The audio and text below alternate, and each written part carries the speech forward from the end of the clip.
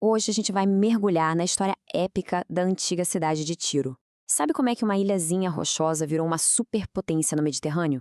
E o mais doido, como é que um império desse tamanho acabou literalmente sumindo no mar? Olha só, a nossa história começa exatamente aqui, com esse mistério debaixo d'água. Porque sim, sob essas ondas tem ruínas de uma civilização que já foi super poderosa. A grande pergunta é: como uma cidade que todo mundo achava que era invencível foi parar aí no fundo do mar? Para entender isso, a gente precisa voltar lá no comecinho de tudo. E a chave para entender Tiro, de verdade, tá no próprio nome da cidade. É tipo uma pista, sabe, que já conta um pouco da origem e, de certa forma, até do destino dela. O nome fenício original era Tsor, e o que significa Tsor significa rocha. E não era só um nome poético, não. Era uma descrição literal mesmo. A cidade foi construída numa ilha que era basicamente uma grande rocha, uma fortaleza natural. E isso fez com que ela se tornasse lendária pela sua defesa. O nome, no fim das contas, já era um baita presságio da força que ela teria. Mas, tá bom, quem era essa galera que construiu essa cidade rocha? Eram os fenícios, um povo, olha, que dominava o mar de um jeito que transformou Tiro numa verdadeira potência global. A vantagem dos fenícios era muito clara. Primeiro, eles eram navegadores extraordinários, sem medo de nada. Eles iam para lugares onde os outros nem sonhavam em ir.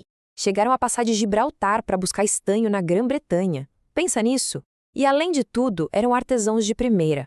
Juntando essa habilidade no mar com o talento para artesanato, bom, eles criaram uma rede de comércio que simplesmente dominou o mundo antigo. Mas de tudo que eles produziam e vendiam, tinha uma coisa. Uma coisa em especial que era a fonte da riqueza absurda deles. E o mais curioso é que não era ouro, não era nenhuma especiaria rara. Era uma cor. E a origem de todo esse poder, de toda essa grana, era surpreendentemente simples. Tudo vinha de um bichinho, um pequeno molusco, o caracol murex.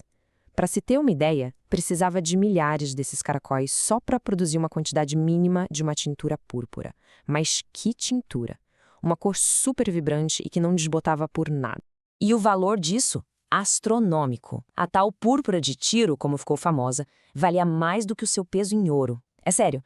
Vestir essa cor era o maior sinal de status e poder que existia. Era a cor dos reis, dos imperadores.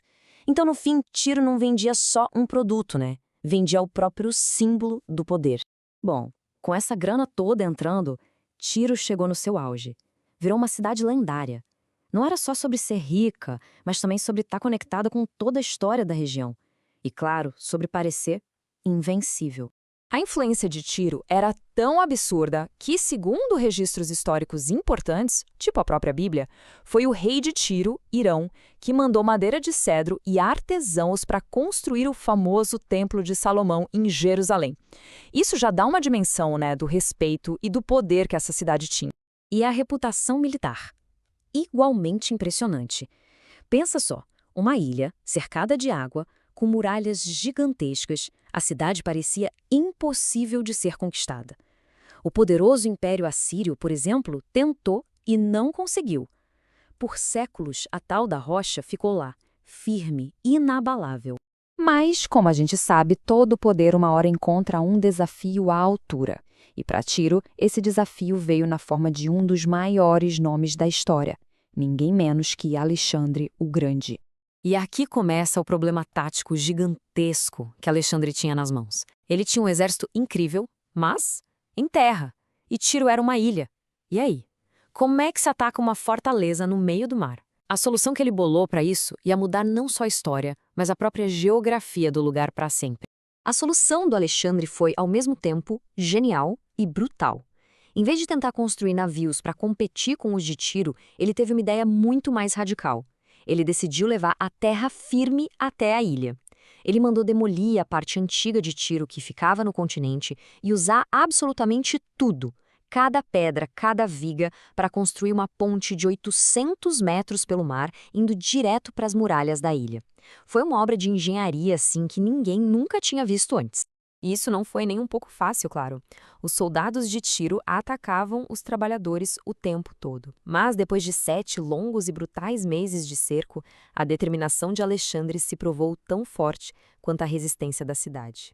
No fim das contas, a audácia de Alexandre venceu. Em 332 a.C., o exército dele marchou por aquela ponte, arrebentou as muralhas e finalmente conquistou a cidade que todo mundo achava que era inconquistável. Esse foi o momento que mudou o jogo, não só para Tiro, mas para todo mundo antigo. Essa queda para o Alexandre não significou o fim imediato de Tiro, mas com certeza foi o começo do fim da sua era de ouro. Agora, a gente vai ver como essa cidade gigante foi aos pouquinhos se transformando só num eco do que ela já foi um dia. Pois é, nos séculos que se seguiram, Tiro passou de mão em mão. Depois de Alexandre, vieram os romanos, que até deram uma sobrevida para ela como um porto comercial importante. Aí, na época das cruzadas, virou um prêmio disputado por todo mundo. Mais para frente, foi parar nas mãos do Império Otomano. Só que aí, uma combinação de guerras, terremotos e má administração foi levando a cidade para um declínio que, dessa vez, não tinha mais volta. Essa foto aqui, do fim do século XIX, já nos dá uma ideia meio melancólica do que sobrou.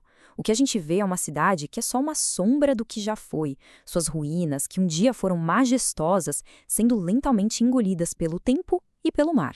Isso tudo nos leva a um final que é muito poderoso, quase uma profecia, né? A grande cidade, cujo nome Tizor significava rocha, justamente por ser uma fortaleza, acabou se tornando, como diz a fonte, simplesmente uma rocha para os pescadores estenderem suas redes. É uma transformação completa, de centro do poder mundial para uma pedra qualquer na costa. Fica aí a reflexão de como até os maiores impérios um dia podem virar só um eco perdido na paisagem.